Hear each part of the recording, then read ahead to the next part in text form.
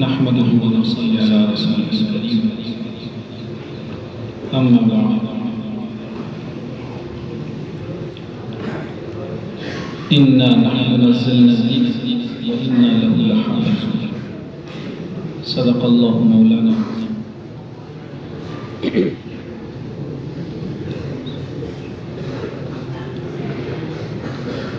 جمعے کی اس بابرکت شب میں مدرسہ اسلامیہ عربیہ کے دوسرے سالانہ مسابقۃ القرآن الکریم کی بڑی ہی پرکیف اور پاکیزہ مجلس میں تشریف فرما رجال علم و کمال سرور کونین صلی اللہ علیہ وسلم کے معزز مہمانوں، اللہ رب العزت کی اس توفیق ارزانی پر ہم سب کو اس کا سراپا شکر ہونا چاہیے۔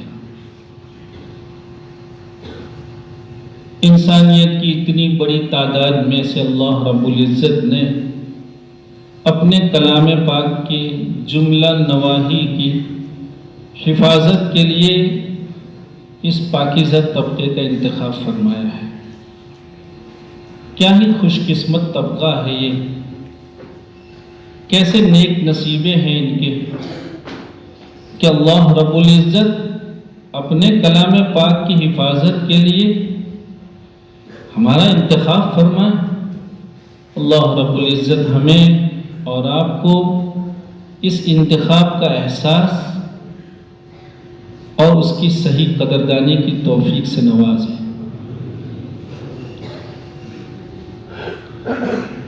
مسابقۃ القرآن الکریم کے حوالے سے چونکہ یہ کہا جا سکتا ہے کہ یہ ابھی اپنی طفولیت کی عمر میں ہے، دوسرا ہی سال ہے اس کا، اور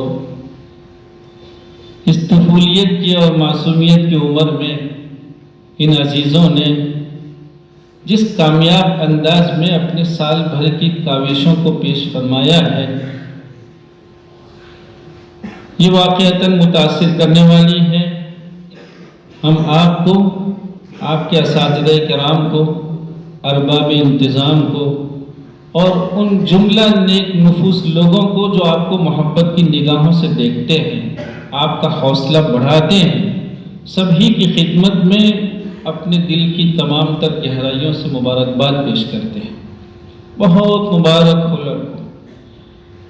صحیح یہ ہے کہ سب سے پہلے اس کی عظمتیں، اس کی اہمیت اللہ تعالی ہمارے قلوب میں جاگزی فرمائے۔ میرے عزیزوں،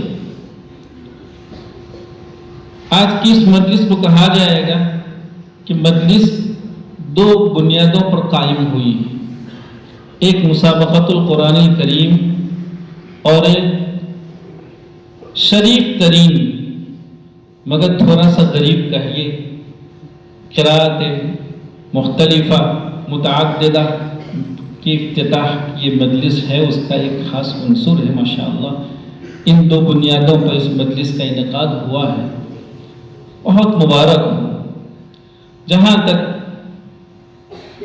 مسابقے سے تعلق ہے، ترتیل و تدویر کی خوش الحانی اور اس کو خوبصورت اور جاذب لہجوں کے سانچے میں ڈھالنے کی آپ عزیزوں نے بہت کامیاب کوشش فرمائی ہے۔ میرے بچوں، ہمیں یہ سمجھنے کی ضرورت ہے کہ اسلام دین فطرت ہے۔ اسلام نے جہاں کہیں بندوں کو مکلف فرمایا ہے، وہاں اس کی فطرت کو ہمیشہ ملحوظ رکھا ہے۔ چونکہ انسان اپنی فطرت میں اچھی آواز، اچھے لہجوں کا دلدادہ ہے، یہ اس کی فطرت میں ہے۔ چنانچہ اللہ رب العزت نے اپنے کلام پاک میں عمدہ اور خوبصورت آوازوں کے صرف کرنے کو لسان نبوت صلی اللہ علیہ وسلم کے ذریعے ہمارے آپ تک، اللہ رب العزت کی ترجمانی ہے لسان نبوت صلی اللہ علیہ وسلم وہ منشے خداوندی کی ترجمان کہلاتی ہے۔ اللہ رب العزت نے اپنے منشے کو ہمارے آپ تک لسان نبوت کے ذریعے پہنچایا ہے۔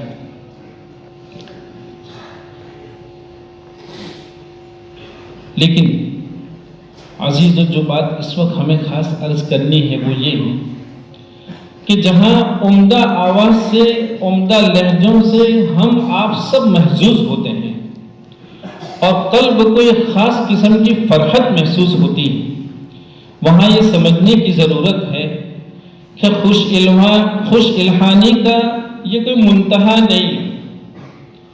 اللہ رب العزت کے کروڑ کروڑ انسانوں میں سے ایک طبقہ وہ بھی رہا ہے جنہوں نے قرب خداوندی کے لیے، اپنی ارواح کو تازگی بخشنے کے لیے، یاد خداوندی میں ڈوب جانے کے لیے خوش الحان قرہ کو مسلسل سننے کا التزام فرمایا ہے، اور یہ حضرات صوفیاء کرام ہیں۔ حضرات صوفیاء کرام کی یہاں اس کا بڑا التزام رہا ہے۔ ایک نہیں، ایک مجلس میں مسلسل کئی قرہ کو یکے بعد دیگر خوبصورت اور جاذب انداز میں سن کر اللہ کی یاد میں ڈوب جانے کا التزام ہمارے اکابر، ہمارے صوفیاء اور اصحاب سلوک کے یہاں یہ سلسلہ رہا ہے۔ تو ایک طبقہ وہ ہے جو قرآن کریم کے پاکیزہ مضامین، اس کے معانی، جب کوئی خوش الحان قاری معانی کو محفوظ رکھتے ہوئے اپنے لہجوں کو ترتیب دیتا ہے، لہجوں اور گلے کا انطباق معانی سے جب وہ کرتا ہے تو اصحاب معانی کو ایک خاص قسم کا لطف محسوس ہوتا ہے۔ چنانچہ قرہ سے بھی یہ کہا گیا ہے کہ جب بھی کسی رکوع کی ہم آپ تلاوت کریں تو ضرورت ہے اس بات کی کہ تلاوت سے پہلے اس کے معانی اور اس کی تفسیر پر ایک نظر کر لی جائے۔ معانی کے ساتھ جب تلاوت ہوتی ہے تو ایسی تلاوت کی تاثیر بلا معانی کے خوش الحانی سے کئی گنا زیادہ ہوا کرتی ہے۔ حضرت قاری عبد المالک رحمۃ اللہ علیہ کا نام آپ بچوں نے ضرور سنا ہوگا۔ جب یہ قرات کا طبقہ ہے، ہمارا ایک المیہ یہ بھی ہے کہ ہم مختلف فنون اور علوم سے اپنا رشتہ ضرور بتلاتے ہیں، لیکن اس علم اور اس فن کے رجال، اکابر اسلاف، ان کی خدمات، ان کے کارہائے نمایاں اور ان کی قربانیوں سے واقفیت کا ہمیں شوق نہیں رہتا ہے۔ حضرت قاری عبد المالک رحمۃ اللہ علیہ قرات میں بڑی نامور شخصیت گزری، کئی لہجوں کے ماہر، لیکن صرف لہجوں تک نہیں، آپ نے پڑھا ہوگا یا سنا ہوگا اساتذہ کرام سے کہ مسلسل 8 سال تک مکۃ المکرمہ مدرسہ سہولتیہ میں حضرت قاری عبداللہ مکی رحمۃ اللہ علیہ سے صرف روایت حفظ پڑھی، صرف روایت حفظ۔ بچوں، ہمارا المیہ، ہم آپ ہی کے گھر کے ایک فرد ہیں، گھر کی باتیں گھر میں کی جاتی ہیں۔ رجال قرات اس بات کو دھیان سے سنیں کہ ہم نے اور آپ نے جہاں الحمدللہ اس فن کی بہت اچھی خدمت کا جذبہ داعیہ، یہ اللہ کا شکر ہے، لیکن اس کے ساتھ ساتھ ذرا سا ہم نے خطہ بدلنے کی کوشش، ہماری ایک غلطی ہم سے ہو رہی ہے، اجتہادی غلطی ہے ہماری۔ ہونا یہ چاہیے تھا کہ ابتدائی 2 سال میں کوئی بچہ کوئی لہجہ نہیں، یہ ہمارے سب بھائی ہیں، عزیز ہیں، ہم ان بھائیوں سے عرض کریں گے کہ اللہ تعالیٰ نے آپ کو تجوید و قرات کی بہت اچھی درسگاہوں سے نوازا ہے۔ فن کی صحیح خدمت اور فن کی صحیح معنی میں حفاظت، یہ ہماری آپ کی ذمہ داری ہوگی۔ اور یہ کیسے ہو سکتی؟ ہم اس کو گرہ کر لیں۔ کیا کہ ہمارے پاس آیا مبتدی بچہ، 2 سال تک کوئی لہجہ اسے نہیں بتلانا ہے، صرف ادا بنائیے اور بنیادی قواعد اور کتابوں کو حفظ کرائیے۔ ظاہر بات ہے کہ جب ادا نہیں ہوگی تو ادا کے بغیر لہجے کوئی معنی نہیں رکھتے۔ حضرت قاضی عبد المالک رحمۃ اللہ علیہ نے صرف روایت حفظ کو 8 سال تک مدرسہ سہولتیہ میں رہ کر مشق فرمایا۔ چنانچہ یہ کہا جاتا تھا کہ کتب تجوید میں ادائے جبریل کو جتنی تفصیل کے ساتھ لکھا ہے وہ تفاصیل اپنی جگہ، لیکن حضرت قاضی عبد المالک رحمۃ اللہ علیہ کو جب کوئی سنتا تھا تو کتابوں کی عبارتیں ان کی اداؤں سے سمجھ میں آ جاتی تھی کہ کتاب نہیں لکھی۔ ہمیں اور آپ کو اداؤں کا ایسا حامل بننا ہے۔ ایک بات حضرت قاضی عبد المالک رحمۃ اللہ علیہ سے متعلق لکھا ہے کہ ایک رمضان مبارک میں آپ تراویح سنا رہے ہیں، حضرت بن نوری رحمۃ اللہ علیہ آپ کے پیچھے تراویح 15 رمضان کو قرآن کریم مکمل ہوا، دعا ہوئی، جیسے ہی دعا ہوئی حضرت بن نوری رحمۃ اللہ علیہ کھڑے ہو گئے اور لوگوں سے کہا کہ اے لوگوں، تمہیں معلوم ہے کہ حضرت قاضی عبد المالک رحمۃ اللہ علیہ نے قرآن کریم کا جو مزاج ہے، اس کے مضامین کی جو پاکیزگی ہے، اور مضامین میں جہاں استفہام ہوتا ہے، جہاں اوامر ہوتے ہیں، جہاں نواہی ہوتے ہیں، جہاں ترغیب ہوتی ہے، جہاں ترہیب ہوتی ہے، اور جہاں نصائح ہوا کرتے ہیں، اور جہاں جنت کا تذکرہ ہے، جہاں جہنم کا تذکرہ ہے، آپ کے لہجوں نے وہ سارا ماحول قائم کر دیا تھا۔ جب آپ تلاوت فرماتے تھے تو ایسا محسوس ہوتا تھا جیسے یہ سارے مضامین ہم سے خطاب کر رہے ہیں۔ اور کہا کہ کاش، حضرت فرما رہے تھے کہ اے لوگوں، کاش کہ آپ کے پاس ہم سا علم ہوتا، ہمارا سا علم اگر آپ کے پاس ہوتا تو حضرت قاضی صاحب قاضی عبد المالک رحمۃ اللہ علیہ کے لہجوں میں کیا کمالات اور کیا خوبی تھی، اس کا احساس آپ کو بھی ہوتا جو ہمیں ہوا ہے۔ حضرت قاضی عبد المالک رحمۃ اللہ علیہ یہ ہمارے آبا ہے، اس لیے ضرورت ہے۔ ابھی ہمارا ایک طالب علم آپ دیکھ رہے تھے تلاوت کر رہا تھا، اللہ الذی خلقکم من ضعف ثم جعل من بعد ضعف۔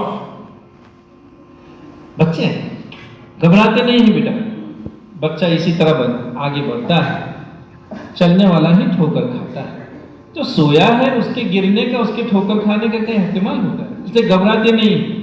لیکن سمجھداری کی ضرورت ہے، فہم پیدا کرنے کی ضرورت ہے۔ ضرورت اس بات کی تھی کہ یہ بچہ اللہ الذی خلقکم من ضعف ثم جعل من بعد ضعف پڑھنے کی اس کو ضرورت نہیں تھی۔ اگر سانس نہیں تھی تو اللہ الذی خلقکم من ضعف بس، ثم جعل من بعد، یا اگر ثم جعل شروع کر دیا تو ثم جعل من بعد قوة،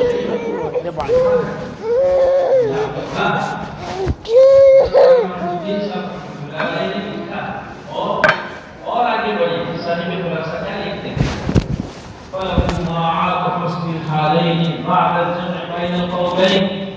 امام ابو حنیفہ رحمۃ اللہ اور امام عاصم رحمۃ اللہ علیہ فرماتے تھے کہ وقت تو ایسی جگہ ہونا چاہیے کہ جہاں آپ نے وقت کیا ہے وہ پوری عبارت اپنا مفہوم کہتے، اور بعد والی عبارت کو بھی اپنا مفہوم کہنے کے لیے ماقبل کی ضرورت نہیں ہوتی، تو بلا ماقبل کا اپنا مفہوم کہتے، اس کی ضرورت ہوا کرتی ہے۔ لیکن تھوڑا اس بات میں جو ہے وہ معرفت الوقوف کا باب جیسے بھی یہ توجہی کا شکار ہے۔ دیکھو لڑکوں خود آپ اس میں تھوڑا اور آگے ہیں۔ امام عاصم رحمۃ اللہ علیہ سے امام حفص رحمۃ اللہ علیہ نے کیا پڑھا تھا؟ اللہ الذی خلقکم من ضعف فتحہ پڑھا تھا، آپ ضمہ کیسے پڑھیں؟ امام حفص رحمۃ اللہ علیہ نے اپنے شیخ سے پڑھے فتحے کو چھوڑ کیوں دیا؟ ضمہ کیسے اپنا ہے؟ ہم آپ کو بتلانا چاہ رہے ہیں کہ دیکھیے قرآن یہ صرف الفاظ کے حامل نہیں ہوا کرتے ہیں، ان کو الفاظ کے ساتھ ساتھ معانی کو ساتھ لے کر چلنا چاہیے. یہ ہمارے آبا نے امام حفص رحمۃ اللہ علیہ انہوں نے ضعفین کے فتحے کو چھوڑ کر ضمہ اپنایا ہی اس لیے تھا کہ ضمے میں جو معنویت ہے وہ فتحے میں نہیں ہے. چنانچہ حافظ ابن حجر رحمۃ اللہ علیہ نے کیا لکھا ہے؟ حافظ ابن حجر رحمۃ اللہ علیہ فرماتے ہیں کہ جب خلقکم من ضعف ضمہ ہے جسمانی ضعف ہے، اور اگر فتحہ ہے تو عقلی ضعف ہے. ضعف فتحے کے ساتھ عقلی ضعف، ضمے کے ساتھ جسمانی ضعف. حافظ ابن حجر رحمۃ اللہ علیہ نے اس کو امام خلیل ابن احمد رحمۃ اللہ علیہ کے حوالے سے لکھا ہے. اب دیکھیے دونوں کی راتیں تھیں، نزول دونوں کا ہوا تھا، لیکن امام حفص رحمۃ اللہ علیہ نے دیکھا کہ انسان اللہ تعالیٰ کی جتنی مخلوق ہیں ان مخلوق میں انسان ایک ایسی مخلوق ہے جو عقل کے اعتبار سے سب پر حکومت رکھتی ہے. ہاتھی کتنا ہی دعویٰ دور ہو، لیکن انسان کی حکومت ہے وہ ذرا سے اتنا سا آلہ نہیں کہ وہ اپنا غلام بنا لیتا ہے. ہاتھی کس کی بنیاد پر؟ قوت کی بنیاد پر نہیں، عقل کی بنیاد پر. تو اللہ تعالیٰ نے انسان کو جسمانی اعتبار سے وہ بھینس سے، اونٹ سے، ہاتھی سے سب سے کمزور پیدا فرمایا، لیکن عقل کے اعتبار سے وہ کمزور نہیں. ضعف جسمانی ضعف، ضعف عقلی ضعف. امام حفص رحمۃ اللہ علیہ نے دیکھا کہ انسان جسمانی اعتبار سے تو کمزور ہے، عقلی اعتبار سے کمزور نہیں ہے، اور اس کو کہنے کے لیے ضمہ ہی بہت مناسب ہے. اس لیے امام حفص رحمۃ اللہ علیہ نے ضمہ اختیار فرمایا. یہ ہمارے آبا کس بنیاد پر؟ کس بنیاد پر؟ ابھی ہمارے بچے قراءت شروع کر رہے تھے. بچوں آپ کو مبارک، بہت مبارک. آپ کو معلوم ہونا چاہیے کہ یہ جو قراءتیں ہیں یہ صرف لفظی اختلاف نہیں. آپ جب پڑھیں گے آپ کو انداز ہوگا کہ ایک قراءت سے آپ کو تفسیر میں کتنی اعانت ملے گی، کتنی مدد ملے گی. آپ دیکھیے لا اقسم بیوم القیامہ، لا اقسم بیوم القیامہ. جو لوگ دلالہ شریف پڑھ رہے ہیں وہ اس سے واقف ہیں کہ یہ لا کر نافیہ نہیں ہے. لا اقسم کا لا نافیہ نہیں ہے، یہ لا زائدہ ہے. بعض مفسرین نے کہا کہ یہ لا زائدہ ہے، اسی وجہ سے اقسم بیوم القیامہ.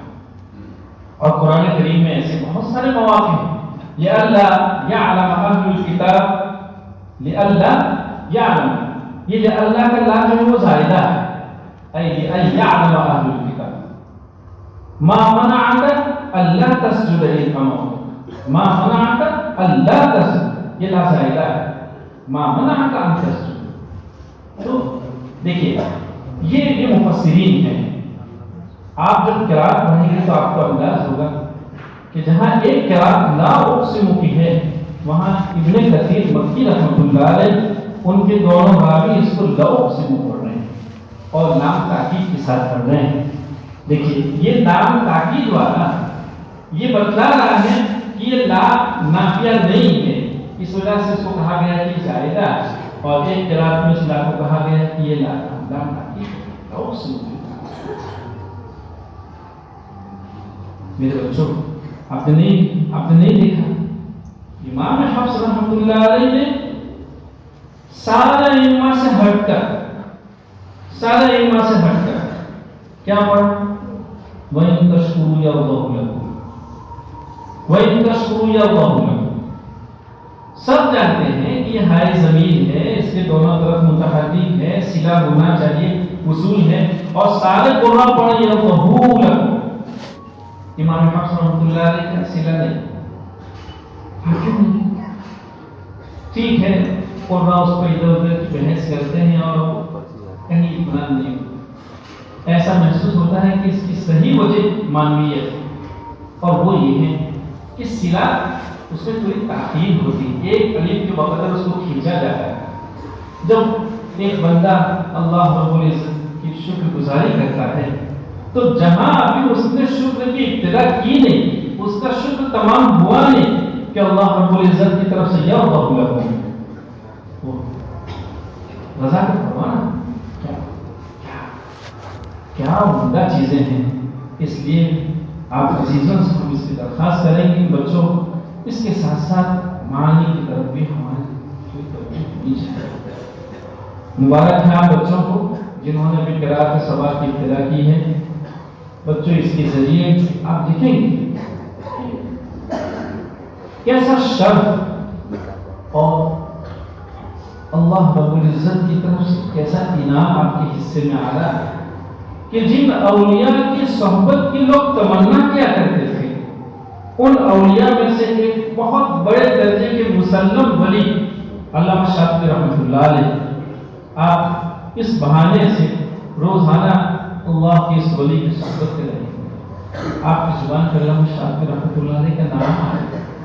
کون ہے وہ شخص؟ قسطلانی نے کیا لکھا؟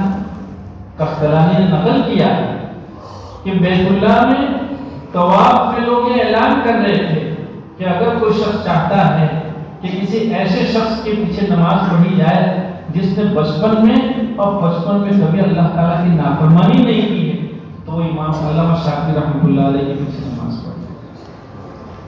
شاطبی رحمۃ اللہ علیہ سے پوچھا گیا تھا کہ کیا بات ہے، آپ اللہ کے ایسے ولی ہیں، اتنے پاکیزہ قلب ہیں، لیکن اللہ تعالیٰ نے آنکھوں کی نعمت سے تو آپ کو محروم رکھا ہے، تو اللہ تعالیٰ نے تو محروم آپ کے حصے میں فرمائی ہے. علامہ شاطبی رحمۃ اللہ علیہ کا جواب تو سنیے. ہم محرومی کہتے ہیں اس وقت کا معلوم ہے اللہ رب العزت نے میرے قلب کو اور میری روح کو پاکیزہ رکھنے کے لیے یہ بینائی مجھ سے سلب کر لی ہے. پوچھئے ان لوگوں سے جو لوگ بینا ہیں وہ کہاں کہاں اپنی آنکھوں کو استعمال کر کے کتنی بے چینیوں کا شکار کرتے. آنکھیں غلط استعمال ہوئی، قلب پر سیاہی آئی، اگر توفیق شامل حال ہوئی تو سیاہی کو دھونے کے لیے بارگاہ خداوندی میں آدمی قائم ہو کر جاتا ہے.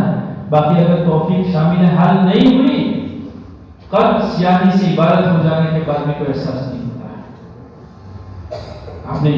آپ پڑھیے علامہ شاطبی رحمۃ اللہ نے کیا، ابھی ہم ایک مطالعہ کر ان کے اس منظومے کے جس کو آپ حفظ الامانی کہیں گے، شاطبیہ کہیں گے، قصیدہ لامیہ کہیں گے، ایک سامنے بڑی محنت 190 شروحات شاطبیہ کی اس کا تعارف کرا ہے. معاف کریں 109 شروحات کا انہوں نے تعارف کرایا ہے شاطبیہ کی. معمولی بات ہے. اللہ رب العزت نے ان کے حق میں کیسی ترقی فرمائی ہے، کیسی قبولیت ان کے حصے میں آئی.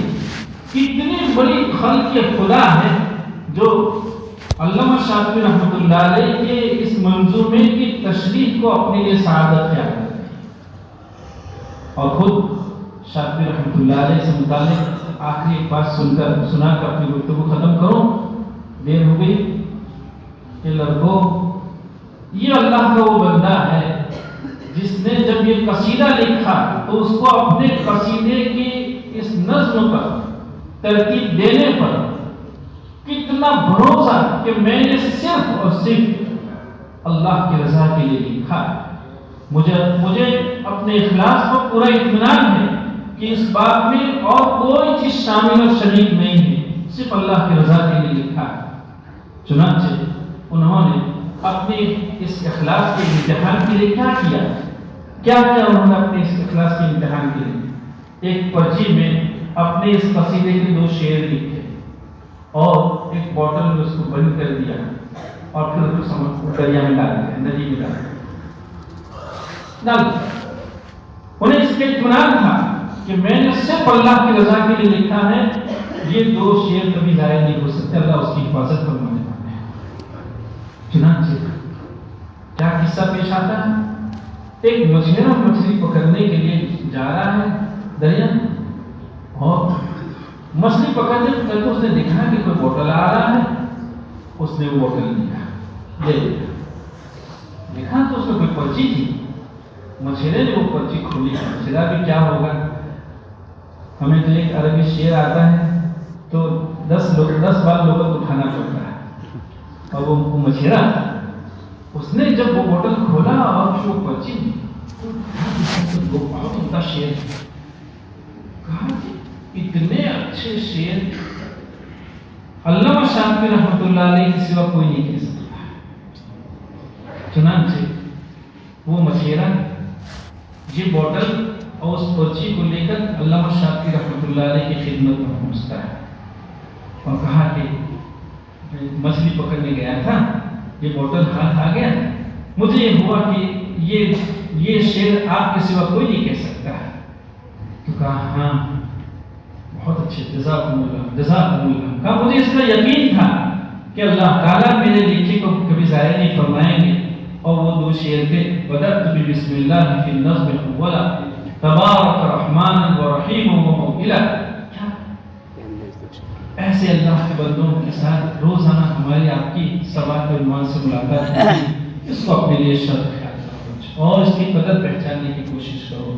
اور دیکھیے اتنی بڑی تعداد کی امت میں سے کہیں کس کو فرصت ہے, کس کی استعداد ہے؟ بچوں یہ آپ کا ذمہ ہے, یہ آپ کا ذمہ ہے. ہمارے اکابر نے کتنی قربانیوں کے ساتھ یہ فن ہمارے آپ تک منتقل کیا ہے. اب ہمارا آپ کا فرض بنے گا کہ ہم اس کو سنبھالیں اور اپنی بعد والی نسلوں تک منتقل کرنے کا عزم کریں اور قربانیوں کے لیے ہمت کریں. اگر کوئی قربانی کے لیے ہمت کر لیتا ہے تو اس کا کسی کو کوئی احسان نہیں ہوگا, وہ اپنے آخرت پر آئے گا. اللہ تعالیٰ مجھے اور آپ کو اس شریف فن کی صحیح معنی میں قدردانی نصیب فرمائے اور اس شریف فن کے حصول کے لیے جتنے عوامل اور جتنے اسباب کی ضرورت ہے, بالخصوص ہماری اپنی قربانیوں کی جو ضرورت ہے, اللہ تعالیٰ یہ توفیق ہمارے آپ کے حصے میں مقدر فرمائے. وآخر دعوانا ان الحمد للہ رب العالمین.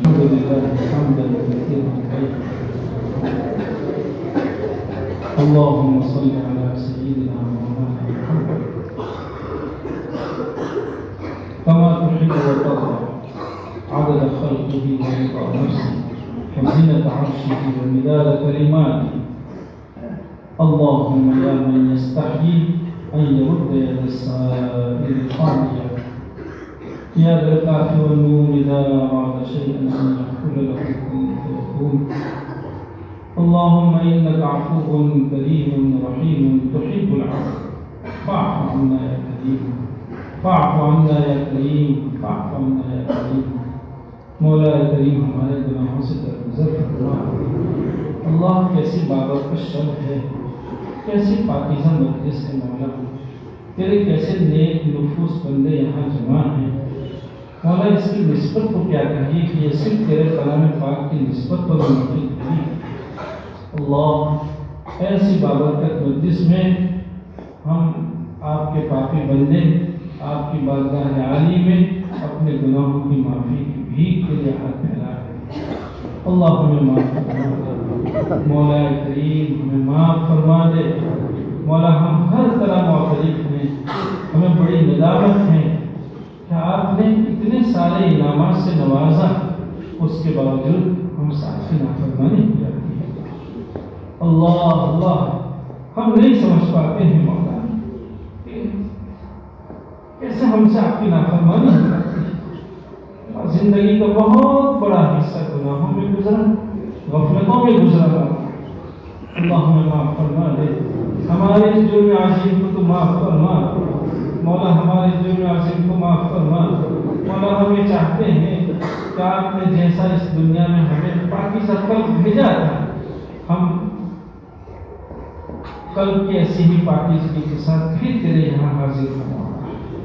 اللہ قلوب کی سیاہی کو ختم فرما مولا, قلوب کی سیاہی کو ختم فرما. قلوب ایسے سخت ہو گئے ہیں, نیک توفیق ہم سے سلب ہو رہی ہے, خیر کی طرف قدم نہیں بڑھتے ہیں. اللہ ہماری مدد فرما, ہماری دستگیری فرما, ہمارے حال پر رحم فرما مولا, ہمارے حال کی اصلاح فرما. اے اللہ اپنے نیک بندوں میں ہمیں شامل فرما. اللہ اپنے نیک بندوں میں ہمیں شامل فرما. اے کریم آقا مدارس کی تو حفاظت فرما. اللہ مدارس میں آباد جو بھی طبقہ ہے، چاہے وہ طلبہ عزیز ہوں، اساتذہ کرام ہوں، سب کی تو حفاظت کر۔ اللہ امت میں اور ایک نفوس لوگ جو اپنے گھاڑ پسینے کی کمائی، دن بھر کی بے چینیوں کے بعد کمایا ہوا روپیہ ہمارے حوالے کر رہے ہیں، ہماری خدمتوں کا شوق رکھتے ہیں، ان سب کو ہماری طرف سے بہت جزائے خیر عطا فرما، ان سب کی تو حفاظت فرما۔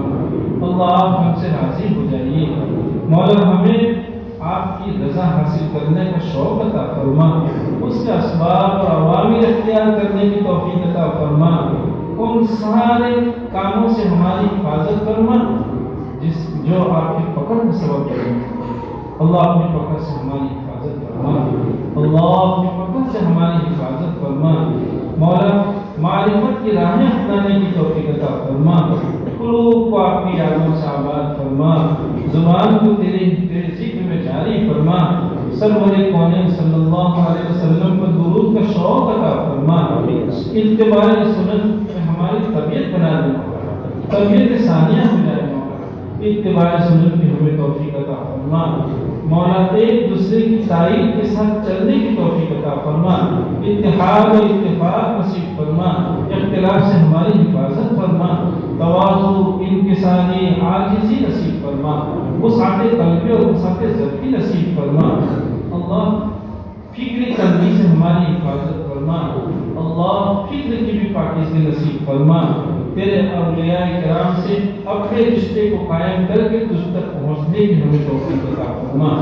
اللہ تجھ تک پہنچنے کی ہمیں توفیق عطا فرما، اللہ اگر ہم طالب علم ہیں تو ہمیں اپنی ذمہ داریوں کا احساس نصیب فرما، اللہ ہم مدرسین ہیں تو ہمیں اپنی ذمہ داریوں کا احساس نصیب فرما، امت کا بہت بڑے طبقے کے حقوق ہم سے وابستہ ہیں مولا، اللہ ان حقوق کا ہمیں احساس نصیب فرما، اللہ کسی طرح کی حق تلفی سے ہماری حفاظت فرما، اللہ آپ نے ہمارا انتخاب فرمایا، قربانیوں کی ہمت ہمیں نصیب فرما، شب و روز ایک کرنے کی ہمیں توفیق عطا فرما، اللہ تیری بارگاہ عالی میں آ کے بھیک کے ہاتھ پھیلانے کا شوق عطا فرما، اپنے لیے اور امت کے لیے آنسو بہانے کی ہمیں توفیق عطا فرما، اللہ ہمارے بیماروں کو شفا عطا فرما، اللہ ہمارے بیماروں کو شفا عطا فرما، مولا ہمارے پریشان حالوں کی پریشانیوں کو دور فرما، بہت لوگ ہیں کچھ اس قسم کی پریشانی میں مبتلا ہیں جو مولا کہہ بھی نہیں پاتے ہیں اور سہ بھی نہیں پاتے، اے کریم آقا ان سب کے دکھ کو تیری بارگاہ عالی میں پیش کرتے ہیں، آپ کی ذات عالی دکھیوں کا سہارا ہے مولا، اے اللہ ہر دکھی بڑی امیدوں کے ساتھ آپ کے در کو دستک دیتا ہے، اللہ سب کی فریاد آپ سنتے ہیں، سارے دکھیوں کے دکھ کو ختم فرما، اللہ سارے دکھیوں کے دکھ کو ختم فرما، مظلومین کی فریاد رسی فرما، بہت لوگ ہیں جو صبح سے شام تک رزق کی تلاش میں رہتے ہیں تو بے برکتی کا شکار ہیں، اللہ بابرکت رزق ان کے حصے میں مقدر فرما، اللہ رزق کی تنگی سے ہماری حفاظت فرما، محتاجی سے حفاظت فرما، اپنی ذات عالی کے سوا کسی کے در پر ہاتھ پھیلانے سے ہماری حفاظت فرما، اللہ آپ کی بارگاہ سے سب کو ملا ہے، کون آپ کی بارگاہ سے خالی گیا ہے مولا، اللہ ہمیں اس کا یقین نصیب فرما اور پورے یقین کے ساتھ مولا تیری بارگاہ عالی میں آ کر اپنی ضروریات کو پیش کرنے کی ہمیں توفیق عطا فرما، اللہ اس کی توفیق عطا فرما، ہماری مدد فرما، مولا جب اس دنیا سے جانے کا وقت ہو تو حسن خاتمے کی دولت سے مالا مال فرما، اللہ ایمان کو بچا کر اس دنیا سے جانا ہمارے حق میں مقدر فرما، اللہ کلام پاک کی تلاوت ہمارے زبان میں ہو اور اس دنیا سے جانا نصیب ہو جائے، مولا تعلیم و تعلم میں ہو اور ہمارا وقت تمام ہو جائے، مولا ایسے خاتمے ہمارے حق میں مقدر فرما، اللہ ایسے خاتمے ہمارے حق میں مقدر فرما، سرور کونین صلی اللہ علیہ وسلم سے صحیح معنی میں رشتہ اور نسبتیں ہمارے قائم فرما دے، دولت محبت نصیب فرما، اللهم إنا نسألك من خير ما سألك منه نبيك محمد صلى الله عليه وسلم ونعوذ بك من شر ما استعاذك منه نبيك محمد صلى الله عليه وسلم، أنت المستعان وعليك البلاغ ولا حول ولا قوة إلا بالله العلي العظيم برحمتك يا رب. صلی اللہ علیہ وسلم.